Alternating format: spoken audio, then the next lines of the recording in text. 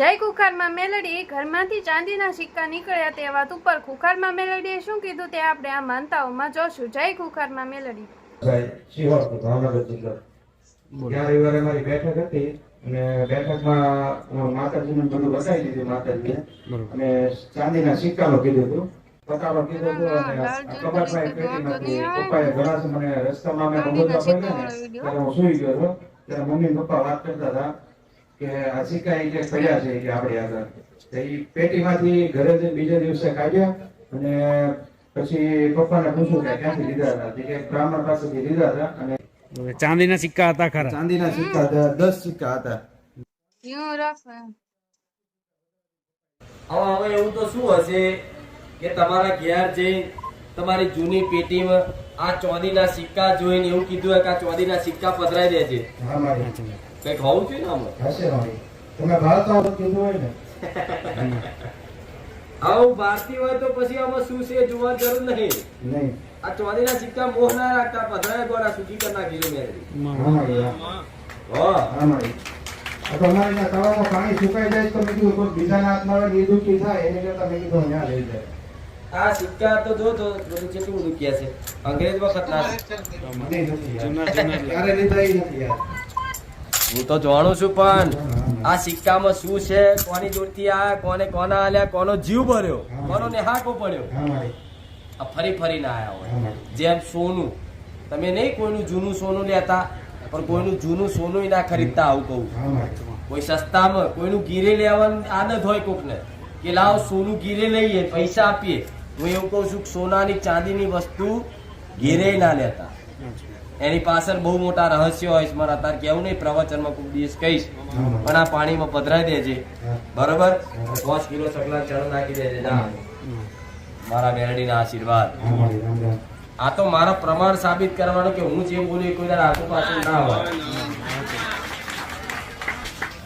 થઈ ગયો તો મને પેરાલિસિસ જેવું, હાથ ના ઊંચો થાય, પગ ઊંચો ના થાય, એકદમ આંખ ઊંચી ના થાય.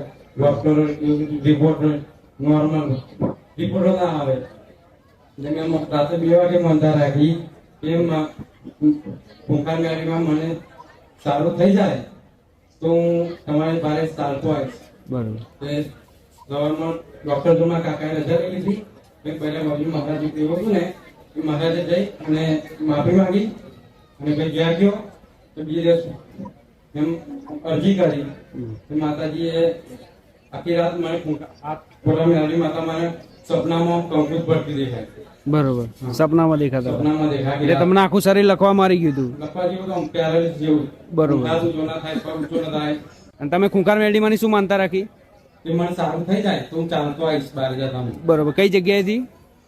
હું લાવ એ ક્યાં આવ્યું? બોરસદ તાલુકા. એટલે કેટલા કિલોમીટર થાય? 85 કિલો. 85 કિલોમીટર. એટલે તમે ત્યાંથી ચાલતા આવવાની માનતા રાખીને કેટલા સમયમાં સારું થઈ ગયું? સવારમાં મને 1 વાગે મારા કાકાએ રજા લઈ લીધી. બરોબર. અને પછી ઘેર ગયા તો બીજી દિવસ હું પગ આવું ઊભું ના રહેવાય. એની જગ્યાએ હું સવારમાં માતાજી સપનામાં આખી રાત મારી તો મેરડી માતાનો હાથ આવો ફોટો મેરડી માતા સપનામાં કંકુ પડે. બરોબર. સપનામાં એ રીતે આવ્યું. સપના એટલે હું ધીમે ધીમે સવારમાં ઉઠ્યો ને તો મારી ધીમે પગ ગોઠવાયો તો ઘેરે પગ ધીમે ધીમે દિવસમાં બધું સારું થઈ ગયું. બરોબર. એટલે દવાખાનેથી રજા લઈને તમે ઘેર જતા રહ્યા અને પછી બીજા દિવસે ઓટોમેટિક સારું થઈ ગયું. મને 10,000 રૂપિયા હતા. મેં એવું માનતા રાખી મારા 10,000 છે, 7,000 રૂપિયામાં દવાખાના થયા, 3,000 રૂપિયામાં તો વધ્યા. બરોબર. હા. રામ રામ. અને સપનામાં એને રાતોરાત સારું કરી દીધું. ભલે આશીર્વાદ. રામ રામ. મારી મને 7 તમારું નામ? વનિતા બોલું છું. ક્યાંથી આવવાનું? અમદાવાદથી આપણી વડોદરાથી.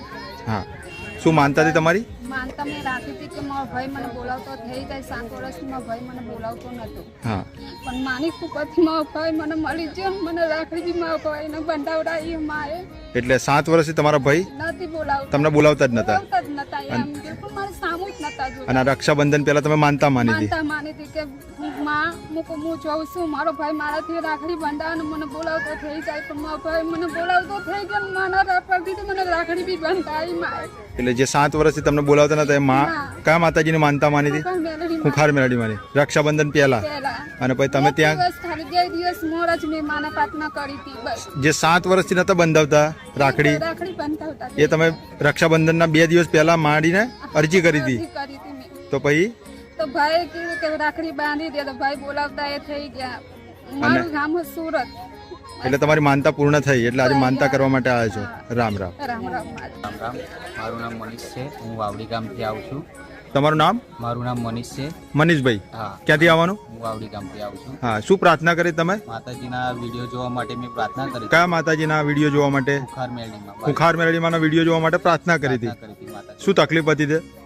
ગામમાં ટાવરનો પ્રોબ્લેમ હતો. નેટવર્ક નતું આવતું નેટવર્ક નહોતું આવતું. અને નેટ પકડાતું નતું નેટ બી નહોતું આવતું. એટલે તમે માને તમારા વિડીયો જોવા માટે માના વિડીયો જોવા માટે ઘરની બહાર બેસવું પડતું હતું. હા, એટલે તમે કેવી પ્રાર્થના કરી? તો માતાજીને પ્રાર્થના કરી કે મારી ગામમાં ટાવર આવી જાય તો સારું છે. હા, તો પછી એક જ મહિનાની અંદર ટાવર આવી ગયો. તમારા ગામમાં જ આવી ગયો. ગામમાં જ આવી ગયો. એટલે તમારી જે તકલીફ હતી એ દૂર થઈ. દૂર કરી ખાલી પ્રાર્થના કરવાથી. હા, અને ઘરમાં બેઠા બી વિડીયો જોઈ શકાય. હવે વિડીયો જોઈ શકાય. બાકી પહેલા પહેલા તો ગામની આજુબાજુ બહાર જઈને વિડીયો જોવા પડે એવું બધું.